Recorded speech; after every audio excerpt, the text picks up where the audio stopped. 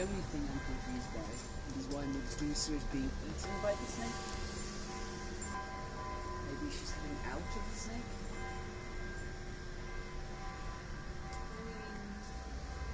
Isn't the snake that her picture? Well, she's a gorgon, so it's not really that picture.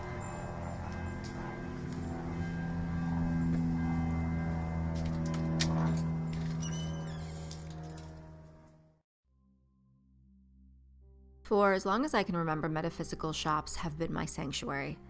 The shelves are full of these magical ingredients like pieces to a puzzle that differ depending upon who's putting them together. I couldn't tell you what I do with them, but my practice has never, and I don't think it will ever fit into any one mold, and that's okay. I just kind of do what my gut tells me is right at that moment.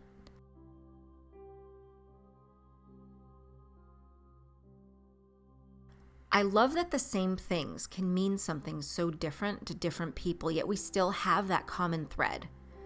I love that telltale scent of metaphysical shops. It's this mixture of different incense and oils and herbs, just so intrinsic to their nature.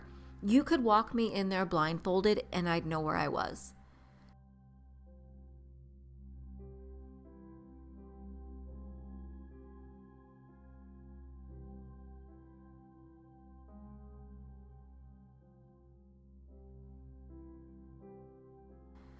Everyone has their place of solace, and I thought that I was the token weirdo of the family, turning stones I'd found into runes to protect my spaces or loved ones, designing rituals when the situation called for it.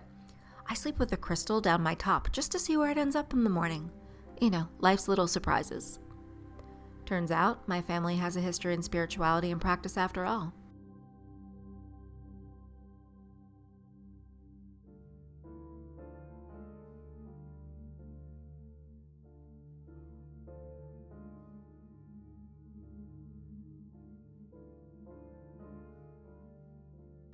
My Nana always used to tell me, as a kid, watch out, I got eyes in the back of my head, I'm a witch, kind of as a way to deter me from the usual mess-driven insanity that kids are prone to, and I just took it with a grain of salt. But it turns out that she may not have been all talk. Quirks and habits that seemed more rooted in just being cranky and a clean freak as a kid, now as an adult, and learning more about the different practices, I realize all of it has a striking similarity to stregoneria, also known as Italian witchcraft. My Nana never straight up praised any moment or anything. She'd simply give a shrug of indifference. Doing otherwise would jinx it. She'd call my aunt, who I now realize was a practitioner, whenever she'd had a headache, to do what she called the eye. I still don't know what that means yet, but she believed that headaches were a sign of someone overlooking you or wishing you ill. Instead of complimenting or congratulating, instead, she'd bless. Bless this, bless that. In stregoneria, outright compliments can be curses. My mother once told me a funny story when my Nana and my aunt came to my new apartment when we moved in as a child. She came into the kitchen and said, bless this new refrigerator. And my Nana said, that ain't a new refrigerator, it came with the apartment. To which she replied, well, bless the food in it then. No matter what you practice, when it comes to magic, it's all about intention. This store is Amityville Apothecary, a fast-growing shop with an even faster-growing group of devoted patrons. Since I recorded this, they took the space next door exclusively to feature their books and tarot cards. On top of the list of basically everything they have here, they include their own line of custom-blended candles, they have herbs, oils, and other stuff, but they also have classes, readings, celebrations. There's a real sense of welcoming here. Everyone is really cool, but in that no BS, no sugarcoating kind of way that you can only seem to really find in New York. These are my purchases for my last 2 visits, and as you can see, one is heavily focused on cleansing and thwarting.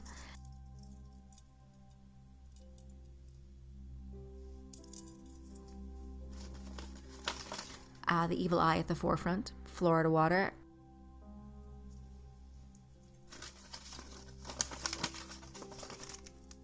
The 7 knots on my wrist.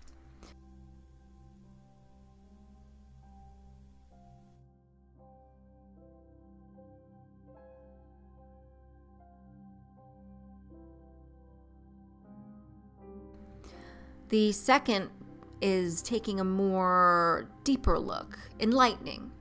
We have frankincense resin, dragon's blood sage, frankincense oil, and this Archangel Michael ritual oil that's blended by the shop, and it's so beautiful. It's kind of like smoky but spicy but slightly floral, but not the kind of floral that gives you a headache. I'm very sensitive to headaches.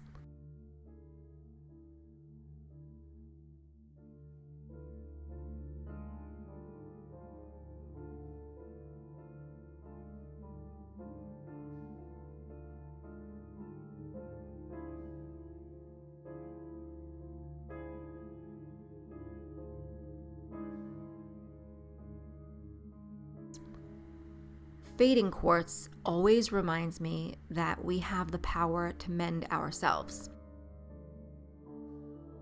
And the book for a little light reading because I'm rubber and you're glue.